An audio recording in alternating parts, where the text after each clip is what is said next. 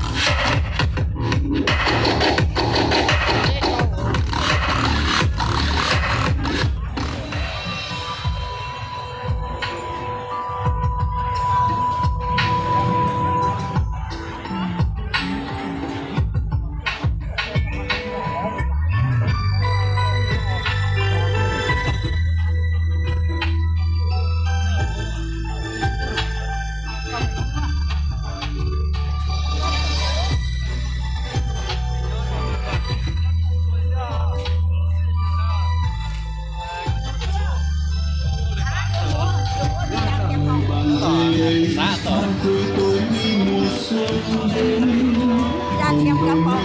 Đâu ở đâu? Ở đây. Phạt đường hoa ban trong đường lên núi rừng tây bắc, tiếng gió ngân vang tôi ngồi bàn cây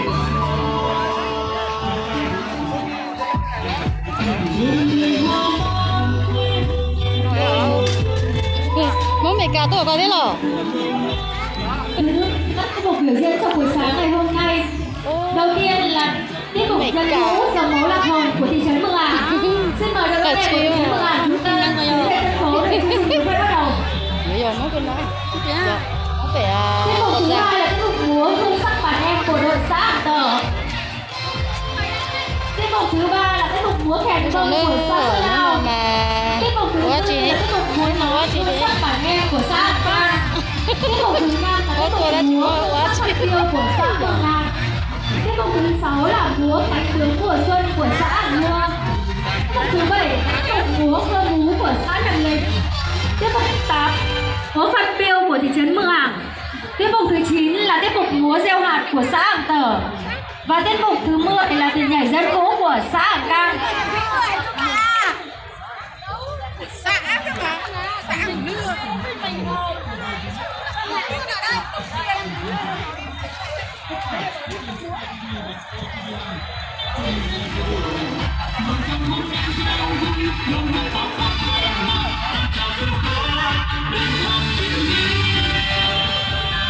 chạy chồng là để ru sữa là bác sĩ chồng để kia lầu ru Xin kính mời tất cả các đội tham gia nội dung thi thể thao chúng ta tiến về các nơi đã được quy định để chuẩn bị thi đấu.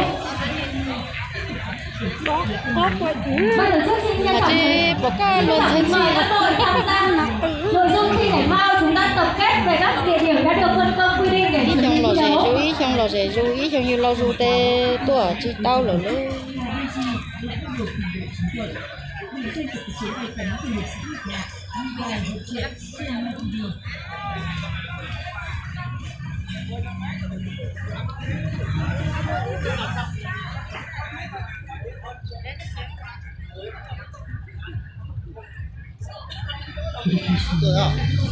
Lấy con nào thế là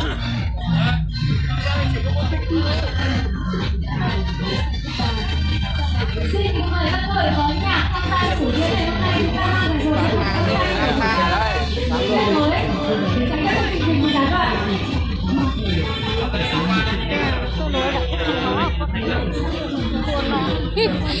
một đứa vô lô trên hát thì khổ đấy giờ vô lô trên hát sao lý biết nè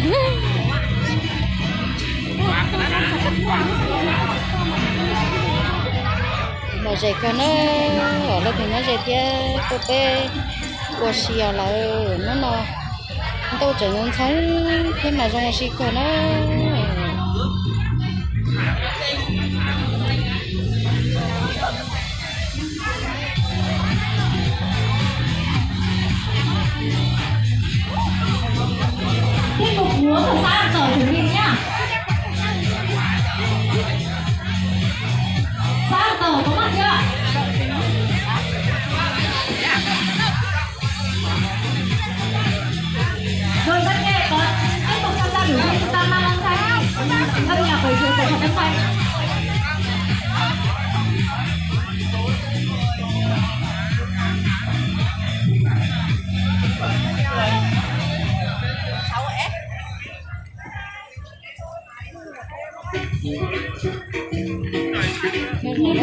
cái xe nó sẽ ở